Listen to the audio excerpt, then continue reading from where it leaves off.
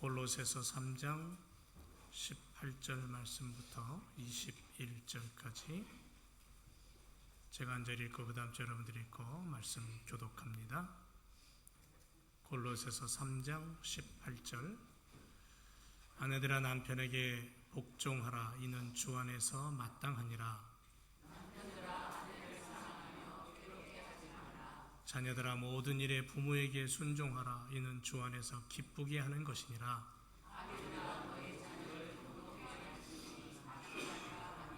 아멘. 오늘이 마더스데이죠.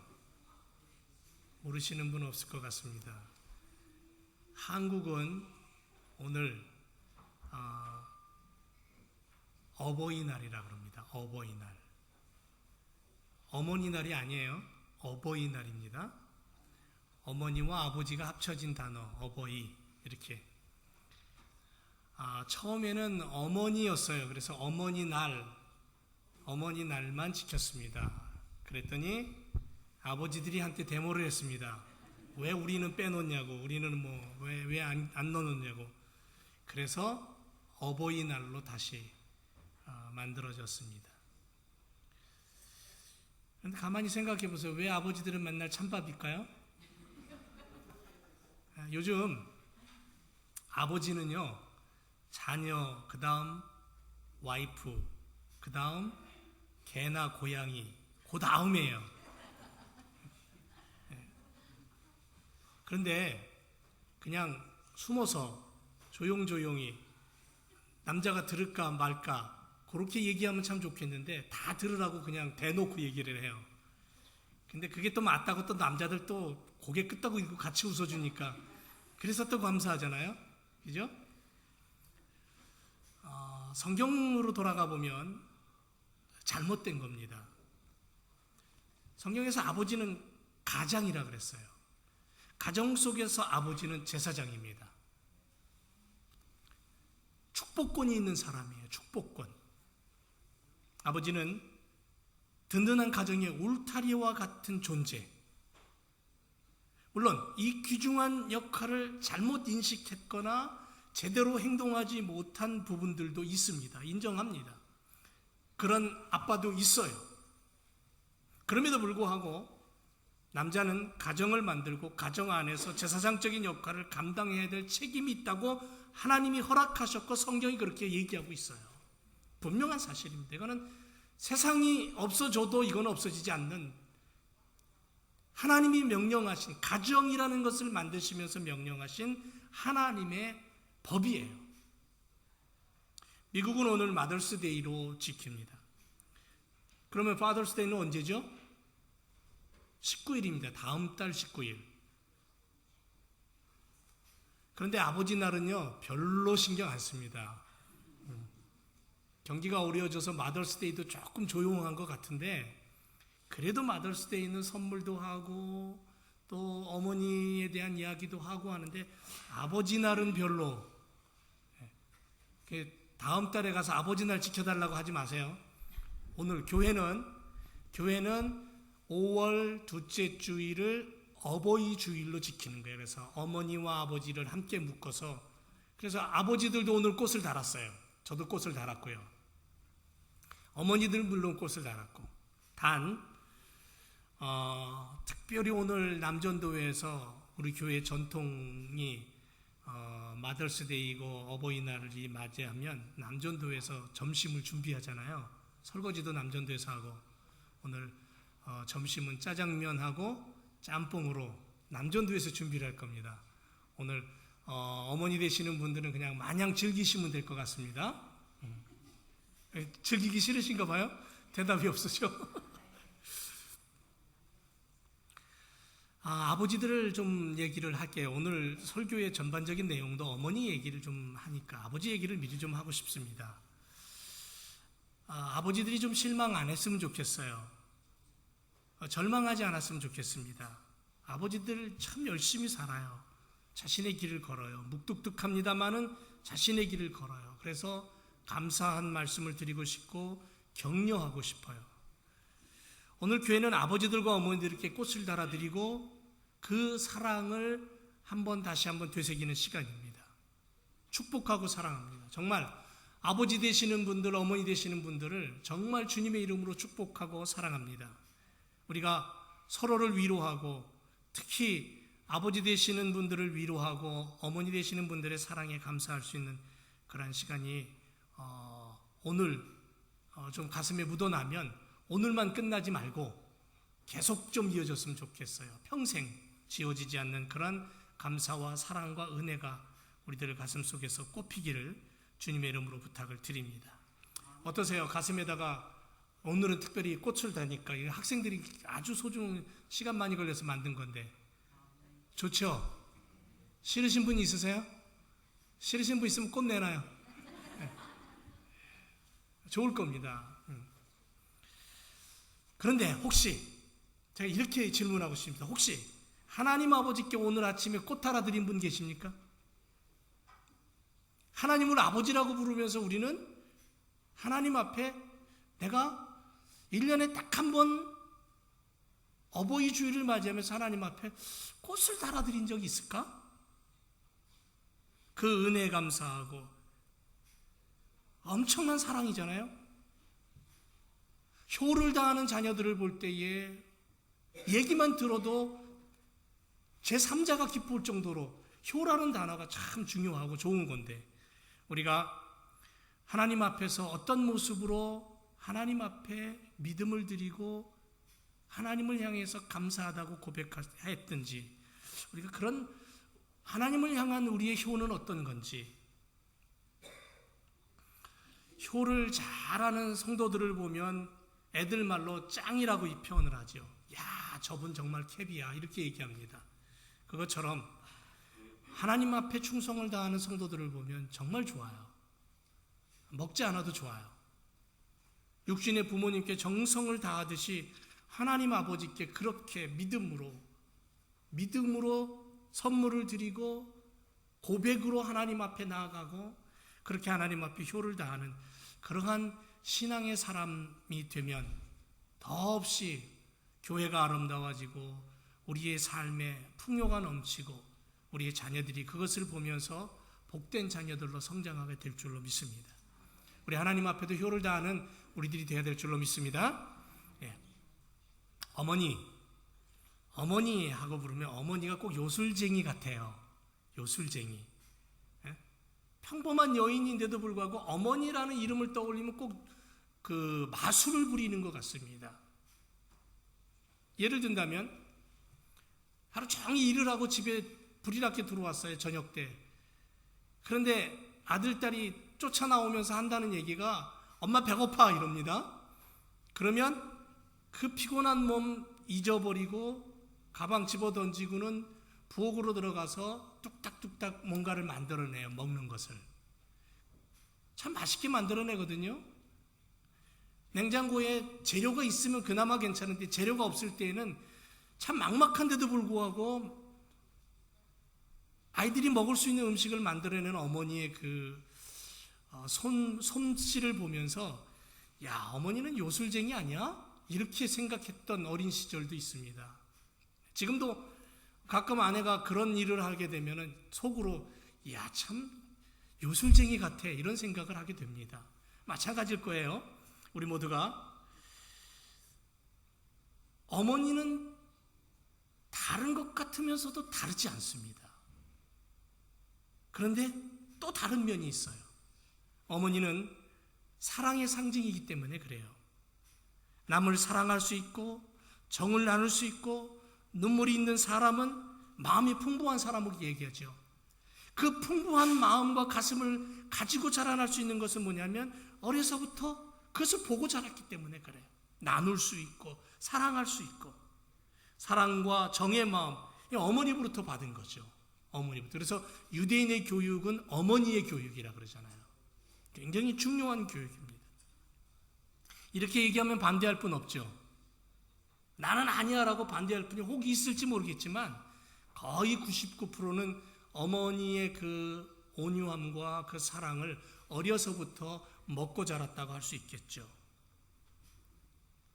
어머니들의 리더십은 카리스마라고 말하지 않습니다. 어머니들의 리더십은 믿음과 사랑, 용기와 격려의 리더십이라고 말할 수 있겠죠. 귀가 따갑도록 잔소리하고 돌아서면 또 잔소리하고 조금 전에 했던 말 또 하고 금세 잃어버렸는지 또 똑같은 말을 하고, 그래서 어머니는 앵무새 같아요. 의심이 많은 거 아니에요? 자꾸 되묻고 또 확인하고 또 묻고. 그런데 어머니들, 특히 한국에서 성장하고 결혼을 하고 한국에서 어느 정도 커서 이민 와 있는 우리 어머니들은 다 똑같아요. 자녀를 기를 때 거의 비슷하게 그렇게 키워요. 앵무새처럼. 그러나 자녀들 마음속에 있는 어두움과 그늘을 대번에 캐치하고 그것을 위해서 아무도 없는 시간에 기도해요. 그게 어머니잖아요. 그게 한국 문화 속에서 자라난 여인들의 신앙의 모습이잖아요. 이런 얘기가 있습니다. 내 어머니는 22살에 결혼해서 중국에 선교사로 가는 남편을 따라서 나섰습니다. 날마다 직면하는 굶주림, 생명의 위협 속에서도 그녀는 7명의 아이를 낳으셨는데 그 중에 4명이 병들어 어머니 앞에서 죽었습니다. 그녀는 가난과 질병, 고독과 박해, 그런 것들과 싸우면서 눈물의 골짜기를 헤쳐나가야만 했습니다. 그러나 나의 형제들은 어머니의 그 눈물 어린 고통을 미처 깨달을 수 없었습니다. 왜냐하면 우리는 어머니 얼굴 그 어느 곳에서도 고난의 어두운 그림자를 찾아볼 수 없었기 때문입니다. 어머니는 언제나 쾌활하게 노래를 불러주셨고 잡지 같은 데서 재미난 그림을 오려서 두었다가 우리들의 방을 꾸며주었습니다. 그리고 우리가 항상 즐거운 마음을 가질 수 있도록 세심하게 보살펴 주었습니다. 이렇게 어머니에 대해서 회상하고 고백하는 사람, 1931년에 프리처상을 받습니다. 1938년에 노벨 문학상을 받습니다. 대지라는 작가, 대지라는 글을 썼던 작가, 펄벅이라는 사람의 어린 시절의 고백입니다. 오래전의 이야기지만 오늘 우리도 이런 고백을 할 수 있지 않겠습니까? 어머니, 이름만 불러도 가슴이 점이 오는 이름이에요. 그래서 오늘은 유난히 어머니가 보고 싶습니다. 여러분 안 그래요? 불현듯 떠오르는 얼굴, 오래전에 쑥덕해주던 어머니 머릿속에 떠오릅니다. 여러분 아시죠? 누군지? 지금은 돌아가셨지만. 가정은 부모가 있고 그 속에서 자라는 자녀들이 있는 장소예요. 그래서 하나님의 축복이 살아있고 그 사랑과 믿음이 숨쉬는 곳이 가정이에요. 가정은 우리 아이들이 천국이 돼야 돼요. 인격을 배우고 믿음으로 훈련되고 사랑을 먹고 자라는 집이에요. 어머니가 소중하듯 아버지가 든든하고, 그래서 어머니와 아버지와 자녀들이 모여서 함께하는 것이 가정이고 그 가정들이 모여있는 것이 교회예요. 그래서 교회는 내 자존심 때문에 싸우면 안 돼요. 상처받아요. 하나님의 집인 교회가 그 집의 모습을 잃어버리면 하나님이 눈물을 흘리시는 거예요. 여러분, 어느 날 딸이 엄마에게 불만을 털어놓고는 나가버립니다. 그때에 엄마는 딸이 들어오는 그 시간까지 밤을 지새면서 눈물로 가슴을 적셔요. 그게 어머니예요. 그게 사랑이에요. 그러니까 우리가 교회를 섬기고 교회를 향하여 믿음 생활하고 예배를 드리고 그리고 가정을 꾸려나가고 아내와 남편과 부모와 자녀가 있는 그곳 안에서 우리가 잊어버리지 말아야 될 게 뭐냐면 우리가 가진 자존심, 우리가 가진 어떠한 고집, 우리가 가진 어떠한 힘이 아니라 사랑이에요. 용서예요. 이해예요. 이런 것들이 우리들 속에서 잊혀졌을 때에 비로소 가정이 파괴되고 교회가 싸우는 거예요. 하나님의 은혜가 있으면 절대 그럴 수 없다는 거죠. 여러분, 이런 하나님의 원리를 우리가 성경에서 배우면서 우리는 어떤 부모가 되어야 될까요? 어떤 부모로 가정을 만들어야 될까요? 얼마 전에 술을 먹고 7살 아들을 2시간이나 때려서 죽이고 사체를 유기한 비정한 아버지의 이야기를 우리는 뉴스를 통해서 듣습니다. 어떻게 이런 악한 아버지가 될 수 있을까? 그 뒷이야기를 들어보면요, 이 비정했던 아버지의 어린 시절에도 부모로부터 매를 맞으며 폭력의 피해자였다는 사실을 우리는 눈여겨봐야 됩니다. 제가 군 생활할 때에 쫄병 시절 짝대기 하나 달고 군에 들어갔을 때에 새벽 2시, 3시만 되면요 잠을 잘 수가 없어요. 그때쯤 되면 깨야 됩니다. 자동으로. 왜냐하면 쫄병들 전부 세워놓고 엉덩이 야구방망이를 몇 대씩 맞아야지 잠을 잤어요. 그 시절에는 군 생활하면서도 매를 맞았어요. 근데 그 매를 맞아야만이 잠이 왔어요. 그 전까지는 잠이 안 와요. 불안해서. 몇 대 매를 맞아야만이 잠을 들 수 있는 그런 시절이 있었습니다. 그 시절에 이를 바글바글 갈던 친구가 있었어요. 내가 말이야 고참이 되면 내가 짝대기 한 4개쯤 달게 되면은 난 밑에 애들 정말 잘해줄 거야. 그렇게 다짐을 하던 친구가 있었습니다. 그런데 고참이 되니까요 더 악랄해지더라고요. 이게 뭐냐면요 가학심리라는 겁니다. 가학심리. 모든 사람에게는 공격성이 있고 폭력성이 있고 학대를 통한 통쾌함을 느끼는 그러한 놈이 이 안에 들어있다라는 거예요. 본래 하나님의 창조의 모습은 그게 아니었는데 타락한 인간에게 그게 들어온 거예요. 어둠의 세력으로부터. 그것이 시험한 사람이 있고 그것을 자기 스스로 잘 조절해서 긍정적인 방향으로 끌고 가는 사람이 있을 뿐이에요. 사람 마음에 다 있어요. 사람은 누구에게나 이런 심리가 들어있습니다. 이런 마음이 들어있는 거예요. 그런데 사회의 모습이 폭력 문화를 가고 왕따 문화로 가고 악플 문화로 자꾸 달려다 보니까는 수많은 사람들이 이 상처로 얼룩져서 그런 사회가 되어버리는 거예요. 그래서 내가 그렇게 안 하면 오히려 내가 당하기 때문에 내가 더 그렇게 하는 그런 세상이 되어버리는 거예요. 사람들의 심리 속에, 사람들의 가슴 속에 그 피해의식 때문에, 그 상처 때문에 어떤 문제에 부딪히면 더 큰 그러한 반응을 보이고 그러다 보니까 가정이 파괴되고 부모와 자식과 친구와 이웃에게 고통이 전달되고 세상의 어둠으로 바뀌는 거예요. 자꾸. 우리 미국에 살면서 특히 한국에 대한 어떤 관심이 많고 그래서 한국 뉴스를 자주 보게 되면 그런 일들이 너무 많아요. 물론 전반적인 것이 아니에요. 뉴스에서는 중요한 부분들을 뽑아가지고는 돈벌이가 되니까 그런 것들을 크게 보도를 하는 건데 그럼에도 불구하고 너무 많은 이야기들이 우리의 가슴을 아프게 하잖아요. 상상할 수 없는 일들이 벌어지고 있고요. 한국뿐입니까? 전 세계적으로 엄청난 일들이 벌어지잖아요.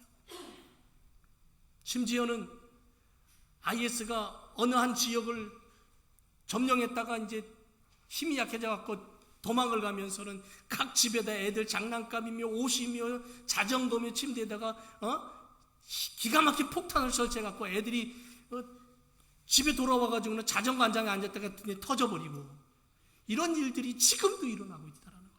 인간이 어디까지 약해져야 되는지 참 가슴이 아파요. 이런 세상에 살면서 이러한 것들이, 이런 어둠의 권세와 악령의 모습들이 교회 안으로 슬그머니 들어와요. 슬그머니 성도들의 마음속에 들어와 가지고는 그것이 교회 안에서 퍼져나가기 시작하니까 교회가 아파하는 거예요. 복음을 들어야 되고 생명을 들어야 되고 사랑을 얘기해야 될 교회가 말씀이 있어야 될 곳이 하나님의 말씀 대신에 악한 영들에 의해서 상처가 막 생기는 거예요. 막 피투성이가 되는 거예요. 보이지 않는 피가 튀는 거죠. 이러한 세상을 우리가 살아가면서 어떻게 우리가 부모된 입장에서 교회를 세우고 가정을 세우고 자녀들에게 부모의 모습을 좀 보여줄까? 여러분, 가정의 시작은 하나님부터 시작됐어요. 하나님의 손길이 가정의 시작이에요. 부모와 자녀들이 어우러진 행복한 가정은 누구나 꿈꾸고 있습니다. 신앙의 사람들이 이루어진 가정은 더더군다나 하나님의 말씀 안에서 정말 멋있는 가정으로서 본보기가 되어야 되는 거예요. 복음을 위해, 나라와 민족을 위해, 인류를 향해서 하나님 앞에 꿈나무들을 길러내는 장소. 세상은 어둠으로 가지만 믿음의 사람들, 성경의 사람은 꿈을 가지고 빛된 삶을 살아야 될 것이고, 그래서 그 어둠을 향하여 빛이 이거다라고 보여줄 수 있는 삶을 사는 그러한 아이들로 만들어내는 것이 교회고 가정이 되어야 된다는 거예요. 이 크리스찬 가정이 되고 크리스찬 교회가 되어야 된다는 거죠. 그냥 교회가 아니에요. 하나님의 말씀이 있는 교회가 되어야 된다는 거죠. 세상에 당연하다고 주장해도 성경의 사람은 성령 하나님의 지시를 듣고 말씀 앞에 순종하며 살아갑니다. 세상이 당연시 여기고 세상이 그것이 진리라고 얘기해도 성경이 그것이 아니라 그러면 성경을 쫓아갈 수 있는 그러한 믿음을 가진 우리의 자녀들이 되어야 되고, 그러한 신앙의 모습을 가져야 된다는 거죠. 교회나 가정이, 부모와 자녀가 하나님의 인도하심을 따라 사는 그것이 얼마나 중요한가 하는 것을 우리가 다시 한번 깨닫습니다. 그래서 노아방주를 보면요, 어거스틴이 쓴 하나님의 도성이라는 책에서 이 노아방주 이야기를 하면서 구원선이라고 얘기합니다. 그리스도와 교회를 상징했어요. 하나님의 도성을 얘기하면서 오늘날 교회를 상징했고, 그 교회가 바로 구원선이다라고 얘기하면서 한다는 얘기가, 하나님이 방주를 만들 때 방주의 창을 얘기했습니다. 그 창은 위를 향해 두라 그랬어요. 옆이 아니에요. 위를 향해서 빛과 공기가 비추되 위만을 보게 했어요. 위만을. 교회가 위로부터 입히우는 하나님의 사랑의 빛을 받아들이고 성령의 생명의 호흡만으로 영생의 길을 걸어가도록 가정과 교회가 위만을 향한 창문이 열려 있어야 된다는 의미를 갖고 있는 거예요. 우리 교회도 마찬가지예요. 우리 신앙도 마찬가지예요. 옆을 향하여 창문을 내지 말고 위를 향하여 창문을 내고 살아라는 거예요. 이 믿음의 초점을 어디다 맞춰야 되느냐라는 얘기하는 거죠. 방주 안과 밖을 뭘로 칠하라 그랬어요? 역청으로 칠하라. 역청으로. 물의 침투를 막기 위해서 그랬죠. 밖에서 오만 가지 더러운 것들이 들어오면 방주는 금방 침몰합니다. 수만 가지 종류의 짐승들이 거기 다 들어있었기 때문에 바깥에서부터 더러운 것들이 들어오고 물이 들어오면 금방 그 방주는 사라져버려요. 땅속으로 묻혀버립니다. 홍수가 났을 때에 노아 홍수가 40일 동안 밤낮으로 쏟아 부었을 때 그냥 비가 온 게 아니에요. 오늘 이런 비가 아니에요. 그냥 완전히 폭포수같이 쏟아 부어요. 얼마 전에도 한두 시간 안에 쏟아 붓는 그 비로 말미암아 그냥 한 도시가 그냥 마비가 되고 홍수 피해가 났다고 뉴스를 봤는데요. 노아 홍수 때는 그보다 더 심하게 쏟아 부었어요. 40일 동안 밤낮으로. 전 지구가 물로 뒤덮여가지고 회오리 쳤을 정도로 그렇게 돼 있었어요. 그러니 노아 방주에 물이 만약에 들어왔다면 큰일 났죠. 더럽혀지고 침몰해버릴 교회는 세상적인 모습과 더러움, 욕심이 들어오지 못하도록 막아야 되는 거죠. 그래서 예수님의 보혈의 피로 칠하고 안팎으로 말씀으로 도배를 해서라도 더러움이 침투하지 못하도록 해야 되는 거예요. 가정도 마찬가지예요. 그래서 노아 방주를 가만히 하나님이 지으라고 명령하셨을 때 그 방법을 가만히 보면 오늘날 교회를 어떻게 만들어야 되고 가정을 어떻게 세워야 될지를 분명히 가르쳐 주신 말씀이에요. 역청으로 안팎을 칠하는 거예요. 십자가 보혈의 피로 칠하고 말씀으로 도배를 해야만이 세상으로부터 가정을, 자녀를, 교회를 보호하는 거예요. 우리 마음을 보호하는 거예요. 여러분, 한 주간 살면서 내 마음이 얼마나 많이 더럽혀졌습니까? 얼마나 많이 내 마음이 막 싸웠습니까? 말씀과 세상 앞에서. 또 방주는 먹을 양식들을 저장해 두라 그랬어요. 이건 뭐냐면요, 교회가 하나님의 말씀의 양식을 저장하지 않으면 안 돼요. 오늘도 이 시간에 예배를 드립니다. 설교 짧으면 20분, 길으면 3, 40분이에요. 그런데 그 시간 동안도 길다고 다른 생각을 하고 있으면 말씀을 못 먹는 거예요. 내 마음에 말씀을 못 담는 거잖아요. 되도록이면 하나님의 말씀을 그대로 전하려고 합니다. 저도 다른 예화나 세상적인 얘기보다 성경 말씀 그대로를 읽으려고 그러고요. 보세요. 말씀을 내가 먹지 아니하고 하늘의 양식으로 내가 무장하지 않으면 내가 배고파요. 배고프면 뭔가 먹을 걸 찾아야 돼요. 내가 영의 양식을 먹을 수 없어서 영의 양식을 찾다가 없으면 뭘 찾게 되냐면 결국은 배가 고파서 세상 것을 찾게 되는 거예요. 그러니까 내가 영의 양식으로 나를 채우지 않으면, 성령 충만으로 나를 풍성하게 하지 않으면, 교회가 그렇게 풍성해지고 가정이 그렇게 풍성해지지 않으면 우리의 자녀들과 우리의 삶이 피폐해진다는 거예요. 세상 것을 먹기 때문에. 그 다음에 방주는 문이 있었어요. 그 문을 하나님이 닫으셨다 그랬어요. 노아나 노아의 가족이 닫지 않고 하나님이 닫았어요. 하나님만이 열 수 있는 문이었어요. 누구도 열거나 닫을 수 없었어요. 방주에는 키도 없었고 돛도 없었어요. 놋도 없었어요. 아무것도 없었어요. 오늘날로 얘기하면 자동차 악셀레터도 없었고 브레이크도 없었고 핸들도 없었어요. 다 하나님이 조종하셨어요. 엔진까지 없었어요. 하나님이 선장이시고 하나님이 운전수고 하나님이 움직이셨어요. 하나님께 맡기라는 거예요. 방주 하나님께 맡기라는 거예요. 오늘 우리의 교회, 우리의 가정, 우리의 자녀들, 아내와 남편 하나님께 맡기고 너희는 믿음으로 서라는 거예요. 기도하라는 거예요. 제가 기회가 되면 이 영화를 여러분들에게 꼭 좀 한번 같이 보고 싶어요. 구역예배 때 한번 보면 참 좋겠는데, 뭐냐면 여러분들 시간 되면 가서 좀 한번 찾아서 보세요. 최근에 나온 영화 중에 미국의 크리스찬들이 만든 영화예요. 워룸이라는 영화예요. 워룸. 조그마한 방 안에서 전쟁하는 거죠. 근데 너무너무 좋은 영화예요. 무슨 내용이냐면 잘 살아가는 부부가 있었는데 서로 문제가 생겼어요. 서로 일 때문에 문제가 생기고 남편이 다른 여자랑 외도를 하기 시작을 하고 와이프는 어떤 갈등 속에 사로잡히고, 이런 문제 속에서 어떤 나이든 한 노인을 만나면서 진짜 전쟁은 어디서 해야 되냐면 기도실에서 하라는 거예요. 그 기도실을 통해서 문제가 해결되고 그 가정이 회복되는 것을 영화가 처음부터 쫙 끌고 가요. 우리 가정이 하나님의 말씀과 기도와 성령의 은혜가 없이는 가정을 이끌어갈 수 없고 교회를 이끌어갈 수 없어요. 가정은 하나님이 만드셨어요. 교회도 하나님이 만드셨어요. 가정들이 모여 하나님을 예배해요. 그것이 큰 가정이 교회가 되는 거예요. 가정의 중심은 하나님이셔요.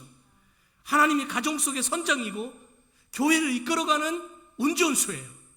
가정 속에서 어머니와 아버지의 역할은 하나님의 지시를 따라서 세상을 살아가며 승리할 수 있는 자녀를 양육하는 거예요. 말씀으로, 기도로, 훈계로.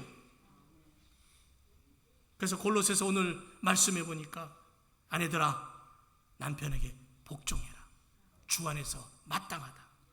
복종하라 그러니까는 남자들 잘못 해석해가지고는 자기 그냥 기분 상하다고 뭐 여자를 막 주먹을 막 패고 막 발길질하고, 이거 아니에요. 그게 복종이 아니에요. 원어에 가서 찾아보니까는 휘포타소라고 돼 있어요. 휘포타스. 두 단어로 합쳐진 거예요. 휘포라는 단어는 아래라는 뜻이에요. 아래의 위치에 있다라는 뜻이에요. 타소라는 뜻은 뭐냐면 정돈한다, 배열한다라는 뜻이에요. 이 두 단어가 바로 복종이라는 단어인데, 복종이라는 단어를 우리말로 해석을 해보면 아래로 내려앉아서 정돈하여 질서를 잡는다라는 거예요. 아내들아 남편에게 복종해라. 이 얘기는 뭐냐면 내려앉아서 정돈하고 질서를 잡고 중심을 잡는 역할을 해라, 이 뜻이에요.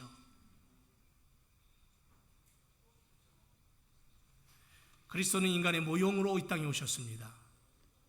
자기를 낮추시고 겸손하셨고, 겸손을 다하여 하나님에 대해 완전히 복종하셨습니다. 십자가에 죽기까지, 죽음까지, 노예가 받는 가장 치욕적인 형벌인 십자가의 죽음도 사양치 않고 완전히 복종하셨습니다. 그는 근본 하나님의 본체시나 하나님과 동등됨을 취하지 아니하셨다 그랬습니다. 그래서 복종은 그리스도인들의 신앙의 가장 중심의 열쇠입니다. 예수님께서 하나님께 그렇게 복종하셨듯이 아내들은 남편을 향하여 가정 안에서 주님처럼 복종하며 살아갈 때에 그 가정에 하나님의 축복이 임한다는 거예요. 그러면 그 다음에 뭐라 그랬어요? 남편들아, 아내를 사랑하며 괴롭게 하지 말라 그랬어요. 여기서 다 쓴 사랑이라는 단어는 뭐냐면 아가파오라고 썼어요. 아가파오, 원어에 가서 보니까 신적인 사랑을 요구하는 거예요. 인간의 사랑은 에로스의 사랑입니다. 에로스의 사랑은 주고받는 사랑이에요. 제가 나에게 안 줘? 그럼 나도 안 줘. 이게 에로스의 사랑이에요. 그런데 남편은 주께서 값없이, 예수님이 값없이 우리를 향하여 목숨을 버리고 피를 흘려 죽으시며 구원하신 것처럼 아내를 그렇게 사랑해라 이거예요. 목숨 걸고 사랑하라는 거예요. 그래서 아내라는 이름의 윤리가 복종과 섬김이라면 남편의 윤리는 사랑과 자비라는 거죠. 이게 합쳐질 때에 부부가 되는 것이고 가정이 만들어지는 거예요. 아내는 복종과 섬김으로, 남편은 사랑과 자비로. 그래서 그것이 결국 어디서 왔냐면 주님으로부터 왔다는 거죠.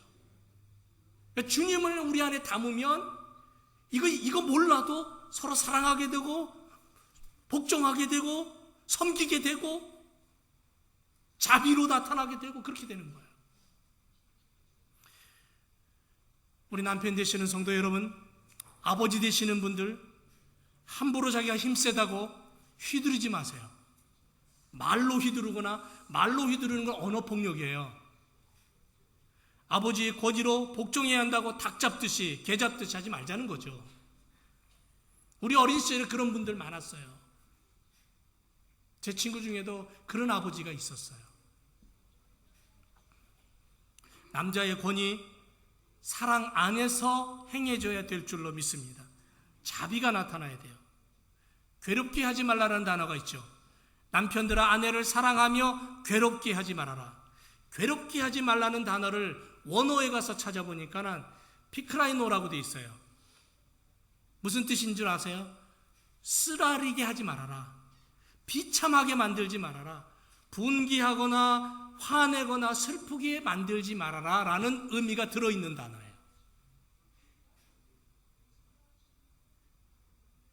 이 피카라이노라는 단어가 어디서 왔냐면 피크로스라는 단어에서 왔대요. 이 피크로스라는 단어는 날카로운, 쓴, 지독한 이런 뜻이에요. 그러니까는 성경은 우리에게 어떤 모습으로 살아야 될 것인가를 분명하게 얘기하고 있죠. 자, 가늠하다 현장에서 잡힌 여인이 머리끄댕이가 질질질 끌려서 예수님 앞에 옵니다. 수많은 사람들이 손에 돌을 들고 이제 예수님이 모세의 율법에 의하면 현장에서 가늠하다 죄를 짓다가 잡히면 죽여야 돼. 그러면 죽여. 그럼 예수님 말 한마디에 이제 돌이 날라올 판이에요. 그 여인을 향해서. 아프다고 살살 던질까요? 있는 힘을 다해서 던질 겁니다. 근데 예수님이 돌을 든 사람들을 향해 뭐라 그랬어요? 죄 없는 자가 먼저 돌을 던져 그랬어요. 가만히 생각하니까 죄 없는 사람 하나도 없거든요. 그냥 돌을 다 땅바닥에 집어 던지고 다 가버렸어요. 그때 예수님이 그 여인을 향해서, 둘만 남았습니다. 그 여인을 향해서 예수님이 이렇게 말합니다. 네가 어찌해서 이런 일을 행했니? 너 이런 못된 짓 했니? 야, 너야말로 죽일 죄인이구나. 너 하나님 앞에 용서 못 받아. 그렇게 얘기했습니까? 아니죠. 뭐라고 얘기했어요? 나도 너를 정죄하지 않겠다. 나도 너를 나무라지 않겠다. 예수님만이 그 여인의 죄를 정죄할 수 있는 분이에요. 그런데도 예수님도 그 여인을 향해 나도 너의 죄를 묻지 않겠다. 하지만 다시는 이런 죄를 범하지 말아라. 그게 용서예요. 그게 자비예요. 그게 사랑이에요. 집 나간 아들 허랑방탕해서 돼지가 먹는 주업 열매조차도 먹을 수 없어서 배를 꼴꼴 앓고 있었던 그 아들이 아버지를 생각하고 아버지를 향해 찾아옵니다. 온몸에 냄새가 나고 거름뱅이에요. 몰골이 아주 말이 아닙니다. 그때 아버지가 그 아들을 보고 뭐라 그랬습니까? 뭐라 그랬어요? 야, 이 망할 놈아, 나가 뒤져라 그랬습니까? 야, 이 머저리 같은 놈아. 아니요, 그렇게 얘기하지 않았습니다. 뭐라고 얘기했습니까? 말이 먼저가 아니었어요. 아버지의 모습을 보면 말이 먼저가 아니었어요. 그 냄새나고 더럽고 거지로 살던 그 아들 목을 끌어안고 입을 맞추고 그리고 나서 말을 합니다. 그 상황을 한번 보세요. 돌아온 아들, 그 아들을 끌어안고 한참을 흐느끼던 아버지가 죽었던 아들이 살아왔다고. 야, 잔치를 벌리자라고. 남편의 권위 세우겠다고 아내를 괴롭히지 말라는 거예요. 쓰라리게 하지 말라는 거예요. 슬프게 하지 말라는 거예요. 우린 살아오면서 서로를 향해서 얼마나 많은 쓴소리 했고 얼마나 많은 아픈 소리를 했는지 모릅니다. 얼마나 많이 슬프게 했는지 몰라요. 그래서 우리의 인생을 돌아보면서 말씀 앞에서 우리 자신을 점검하자고요. 하나님, 용서해 주세요. 내가 이랬습니다. 내 아내를 향해 이랬습니다. 내 남편을 향해 이랬습니다. 용서해 주세요. 내 자녀들을 향해 이랬습니다. 용서해 주세요. 그리고 돌아서면 또 그래요. 이 속에서 이게 올라오면 또 그럴 수밖에 없어요. 그게 우리의 연약함이잖아요. 그렇다고 내팽겨주지 마세요. 그러면 또 엎드려서 또 회개해야 돼요. 이것이 한 번, 두 번, 세 번 주님 앞에 내 마음을 고백하고 회개하다 보면 내가 주님의 마음으로 자꾸 변해가는 거예요. 주님을 향해 달려가는 거예요. 나는 원래 성격이 그래서 그래. 에이, 내팽겨쳐. 내 마음대로 할래. 그것보다는 좀 더 나은 나를 만들어가자는 거죠. 좀 더 나은 나를. 그래서 어떤 목사님은 80이 넘어서 돌아가실 때에 마지막 남긴 말이 뭐냐면 나는 죄입니다, 주님. 용서해 주세요. 그러고 돌아가셨대요. 그분이 무슨 죄가 그렇게 많길래 주님 다 용서해 주셨는데 그래도 돌아서면 또 죄를 짓고 또 마음에 자존심이 올라오고 분노가 올라와서 또 화를 내고 또 다른 사람에게 상처를 주고 그런 마음이 너무너무 막 컸다는 거예요. 점점 나를 주님 마음으로 바꿔감에도 불구하고 내 자신이 아직도 멀었다라고 그렇게 고백하는 거잖아요. 우리는 아내를 사랑하고 남편을 사랑해야 됩니다. 서로를 높여주고 서로를 존경해야 됩니다. 하나님의 사랑으로 아내를 사랑하고 주님을 섬기듯 남편을 섬기고 이렇게 남편과 아내가 주어진 그 모습을 가지고 올바른 관계를 형성할 때에 그 안에 가정이 복된 가정이 되고 그것을 보는 자녀들이 복되어지고 그리고 교회가 행복해지는 거예요. 아, 나는 늦었구나. 내 자녀들 이제 다 컸는데. 그러지 마세요. 지금 해도 돼요. 지금이라도 그렇게 기도하면서 하나님 앞에 선다면 우리는 하나님의 놀라우신 축복을 누리게 될 줄로 믿습니다. 솔로몬은 잠언 22장 6절에서 마땅히 행할 길을 아이에게 가르치라. 그리하면 늙어도 그것을 떠나지 아니한다. 그랬습니다. 사랑하는 제 교성들 여러분, 자녀들을 말씀으로 아내와 남편을 말씀대로 그래서 하나님이 기뻐하시는 가정을 만들고 하나님이 축복하시는 그러한 교회를 세워갈 때 우리가 주님 오시는 그날 잘했다 칭찬받는 믿음의 삶을 살게 될 줄로 믿습니다. 기도하겠습니다. 하나님, 말씀 앞에 오늘 이 순간만이라도 좀 솔직해지고 그렇게 겸손하게 서기를 원합니다. 아내들아 남편에게 복종하기를